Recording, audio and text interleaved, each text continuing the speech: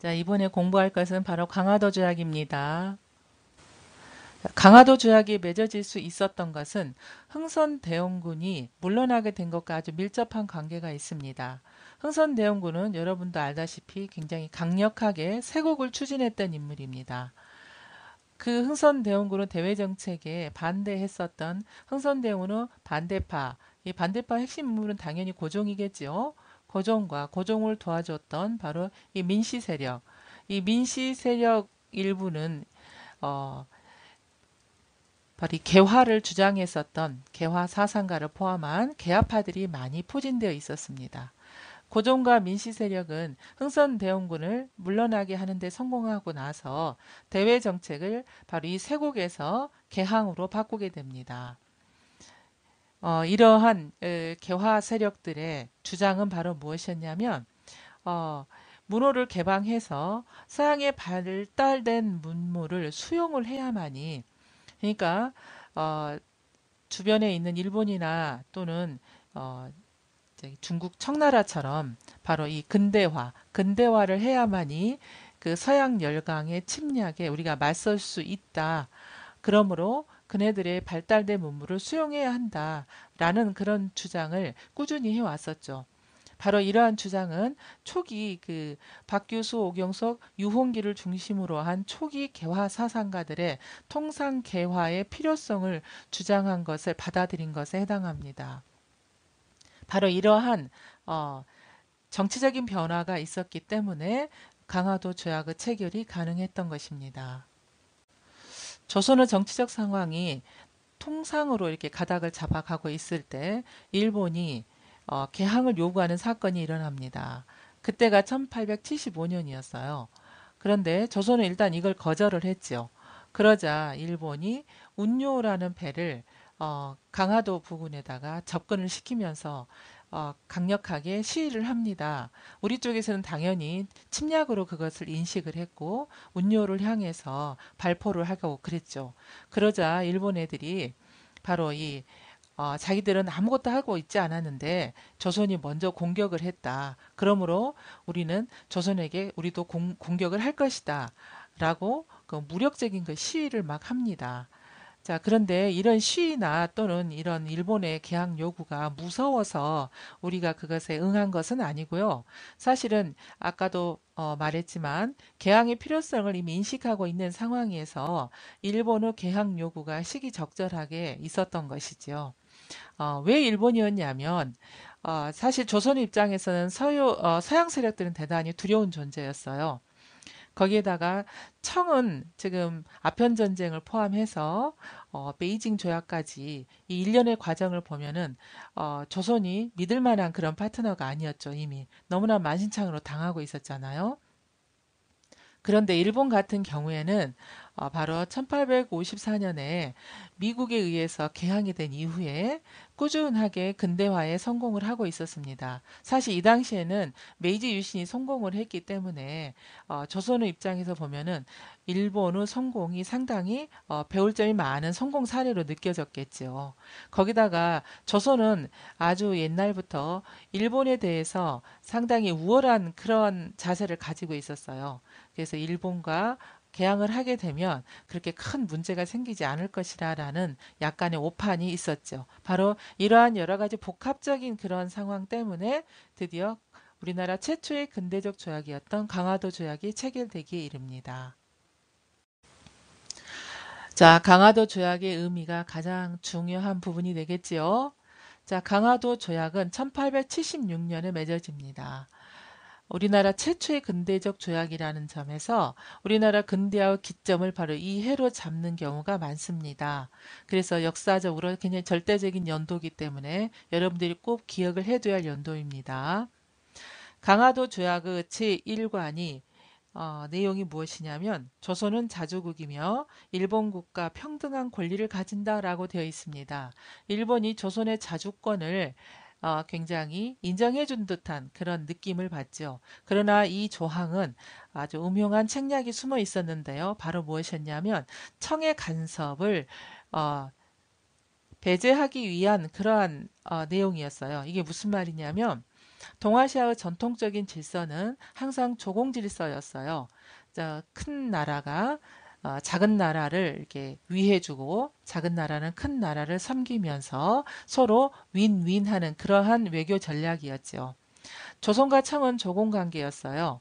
그러니까 일본이 조선과 1대1로 상대를 할 때 당연히 청이 간섭할 수 있었죠. 이제 이것을 끊고 싶었던 겁니다. 어, 일본은 조선을 하나의 독립체로 놓고 나서 어, 그 접근을 하는 게 훨씬 더 쉬웠기 때문에 바로 이런 자주권을 강조하지요. 자, 강화도 조약은 바로 불평등 조약이었습니다. 그러면 조선은 이 불평등 조약인 걸 전혀 모르고 응했을까요? 꼭 그렇지만은 않습니다. 왜냐하면 아까 동아시아 질서라고 그랬죠. 강한 나라가 강대국이 약한 나라를 한마디로 감싸 안은 그러한 외교 전략이 동아시아 질서였어요. 조선은 일본을 그렇게 대했습니다. 일본을 강경책과 온건책을 동시에 활용을 하면서 대했지요. 그동안에 전통적으로요.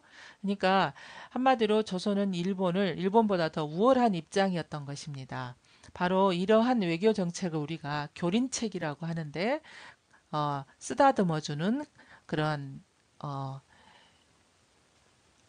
쓰다듬어주고 뭔가 걔네들에게 이익을 주는 그런 온건책과 그 다음에 말을 안 들었을 때 강하게 채찍질하는 강경책, 이제 군사적인 어떤 행동이 되겠죠.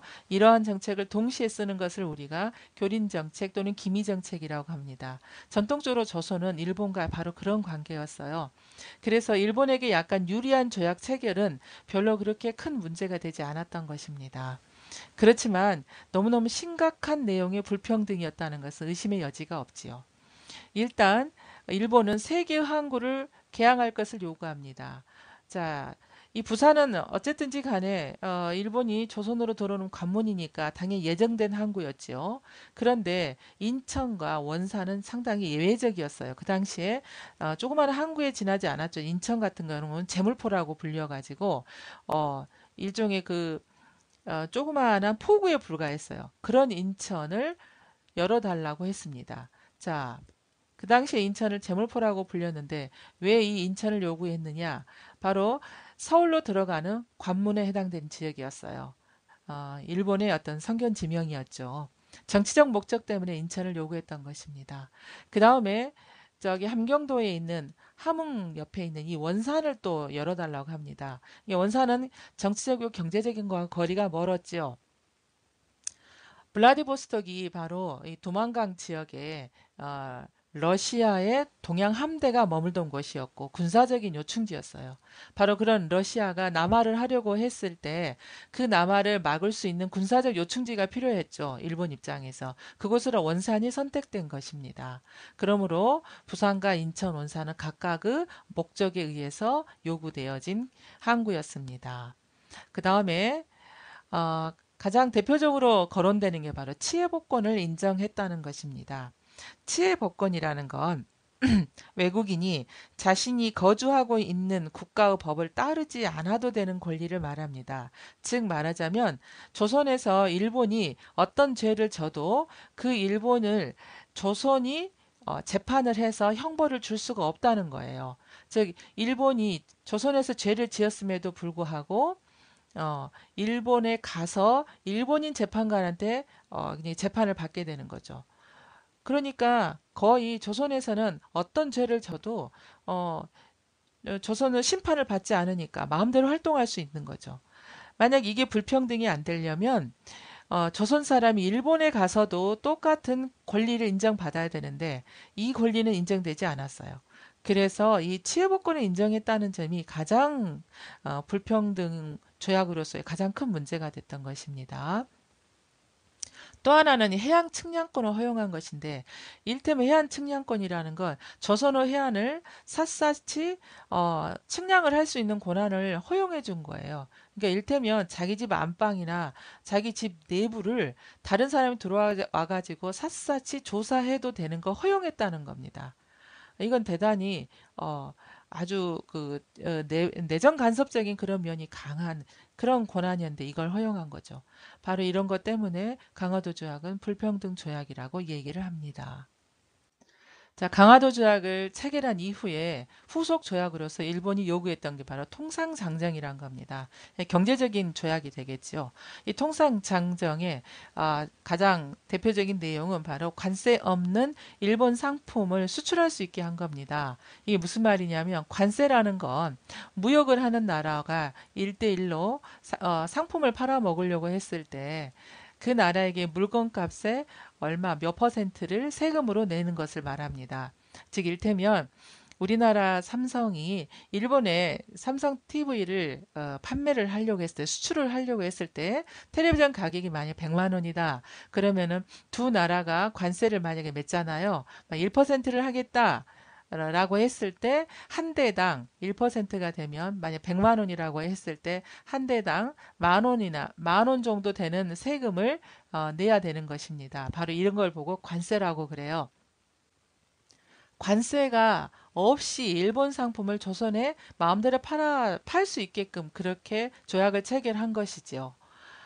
어, 그러니까 조선 입장에서는 경제적으로 굉장히 타격을 입을 수밖에 없어요. 왜냐하면은 일본이 아무래도 공산품이랄지 또는 우리보다는 근대화가 훨씬 앞서서 지금 성공하고 있으니까 일본 상품이 더 좋을 수밖에 없고 그런 상품을 많이 수입하면 수입할수록 우리의 돈이 일본으로 빠져나가죠. 여기에 들어오는 관세 수입도 하나도 없으니까 일본은 그야말로 폭리를 취할 수 있는 그러한 조약이었던 것입니다.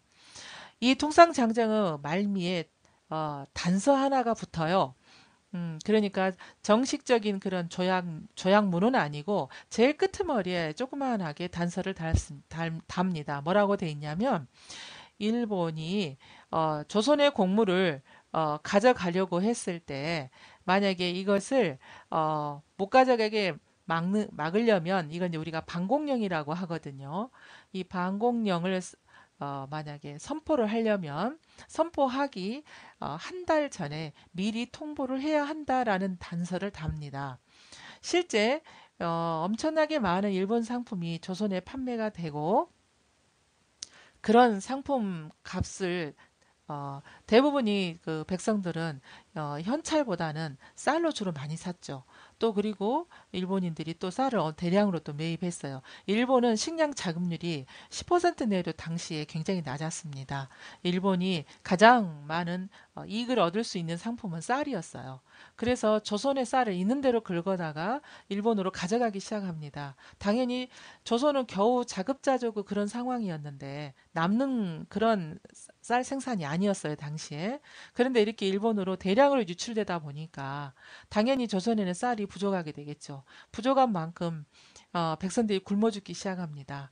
그래서 1889년에 가장 극심했던 식량난이 가장 극심했던 이 황해도와 평안도 지역에 1889년과 90년에 걸쳐서 어, 방공령이 선포가 돼요. 그런데 바로 이 방공령을 선포했을 때는 1개월 전에 미리 어, 통보를 해야 한다는 그러한 그 조항을 이 통상장정에 있는 그 조항을 들고서 조선 정부를 압박을 하죠. 결국은 막대한 배상금을 물고 방공용까지 철회하게 되는 그런 어이없는 일이 벌어지게 됩니다. 바로 이러한 경제적인 그런 후속 조약인 통상장정이 체결되면서 조선의 경제는 급속도로 무너지게 됩니다.